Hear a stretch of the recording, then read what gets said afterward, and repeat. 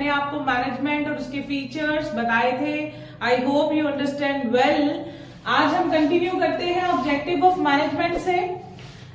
भाई, जिन ऑब्जेक्टिव्स को कंप्लीट करने के लिए मैनेजर को हायर किया गया है, वो ऑब्जेक्टिव्स क्या हैं? वो ऑब्जेक्टिव्स हैं 3 ऑब्जेक्टिव। सबसे पहले organisational objective, social objective and the third is personal objective. Organisation objective की बात करूं तो ये क्या है? भाई, ये तो सबसे इंपॉर्टेंट चीज है। ऑर्गेनाइजेशन ने तो मैनेजर को हायर किया है, तो सबसे पहले हमें कौन से टारगेट अचीव करने हैं जो ऑर्गेनाइजेशन ने हमें दिए हैं। ऑर्गेनाइजेशन ने हमें कहा था they want profit. Obviously business है, बिजनेस खोला क्यों गया है? Just to earn the profit. मैं 100 रुपए लगा रहा हूं, मुझे 100 रुपए वापस नहीं चाहिए, मुझे चाहिए जो 100 रुपए से ज्यादा होगा, वही तो मेरा प्रॉफिट है। तो कंपनी के मैनेजर के लिए सबसे पहला टारगेट ये होता है कि उन्होंने कंपनी को प्रॉफिट अर्न करके देना है। दूसरा, ग्रोथ। कंपनी यही चाहती है कि मेरी ग्रोथ हो, मेरा बिजनेस बढ़े, मैं विकास करूं।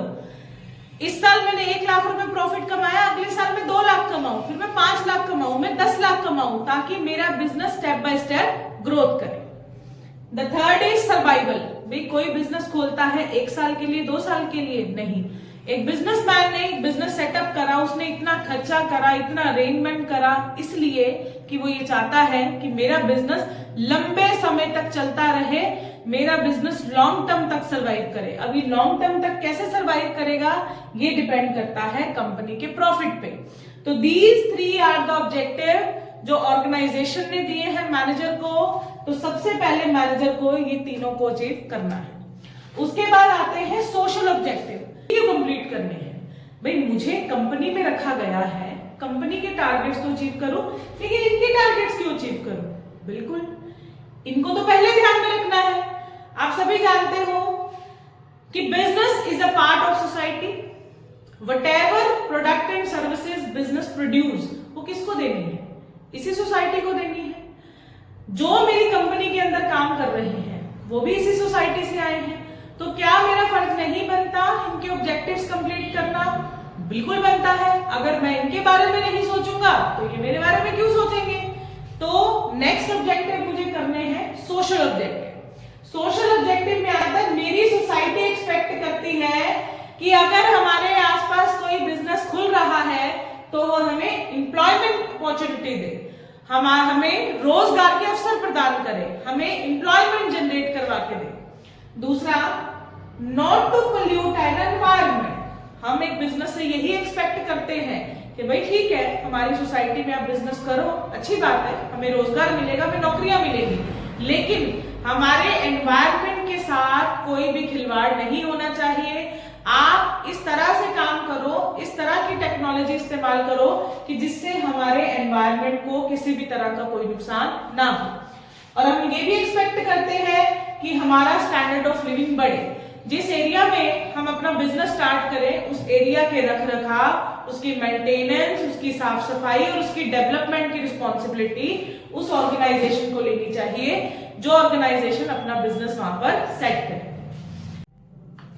अब हम डिस्कस करेंगे मैनेजमेंट के third objective, that is personal objective. इनको पर्सनल ऑब्जेक्टिव भी कहते हैं, इनको इंडिविजुअल ऑब्जेक्टिव्स भी कहते हैं। ये क्या है? कंपनी के अंदर जो वर्कर्स काम कर रहे हैं वो भी तो अपने लिए कुछ सोच समझ के इस ऑर्गेनाइजेशन में काम करने आए हैं। भाई, कंपनी ने अपने काम करने के लिए वर्कर्स को हायर करा, अपने ऑब्जेक्टिव्स को कंप्लीट करने के लिए। तो वर्कर्स भी तो अपने ऑब्जेक्टिव कंप्लीट करने के लिए एक ऑर्गेनाइजेशन में जॉब करते हैं। तो वर्कर्स को क्या चाहिए, उनके क्या उद्देश्य हैं? सबसे पहले फाइनेंशियल नीड। फाइनेंशियल नीड, इसमें वर्कर की डिमांड है कि मैंने जितनी मेहनत करी मुझे उतनी कॉम्पिटिटिव सैलरी मिलनी चाहिए। A person should get fair remuneration from the organisation. Next is social need. Social need, भाई मैं जहां पर काम करूं, जो मेरे कलीग्स हैं वो मेरी रिस्पेक्ट करें, मैं भी उनकी रिस्पेक्ट करूं, जहां पर भी मैं काम करूं सारे मेरे साथ और मैं उनके साथ अच्छे से रिस्पेक्टफुली रिलेशन मेंटेन करें। तीसरा है हायर लेवल नीड। हर व्यक्ति की यही चाहत है कि मैं जब एक कंपनी में काम करने जाता हूं, मैं अच्छा काम करता हूं, मुझे सैलरी मिले, प्लस मुझे अपॉर्चुनिटीज ऑफ प्रमोशन भी मिले, मुझे समय के साथ साथ मेरी सैलरी में भी इंक्रीमेंट हो और मेरी पोस्ट में भी इंक्रीमेंट हो। तो ये थे 3 ऑब्जेक्टिव्स ऑफ मैनेजमेंट जो एक मैनेजर को कंप्लीट कराने हैं। सबसे पहले organisational objective, social objective and personal objective. अगर एक मैनेजमेंट ये तीनों ऑब्जेक्टिव कंप्लीट करा देती है तो ऑब्वियसली ऑर्गेनाइजेशन ने सक्सेस अचीव की। टॉपिक जो है वो है इंपॉर्टेंस ऑफ मैनेजमेंट। मैनेजमेंट की क्या इंपॉर्टेंस है? क्या अभी भी हमें ये कहने की जरूरत है? मैनेजमेंट एक बहुत इंपॉर्टेंट चीज है। किसी भी काम में से anything minus management will get 0। अगर किसी भी काम में मैनेजमेंट नहीं होगी तो आपको सक्सेस नहीं मिलेगी। Will face failure, will get 0। तो management is very important thing for the success of an organisation.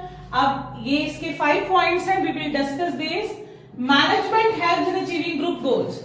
Management एक पूरे ग्रुप के गोल्स को अचीव करने में हेल्प करती है। मैनेजमेंट के अंदर कई लेवल्स होते हैं। कंपनी के अंदर बहुत सारे छोटे छोटे ग्रुप्स होते हैं।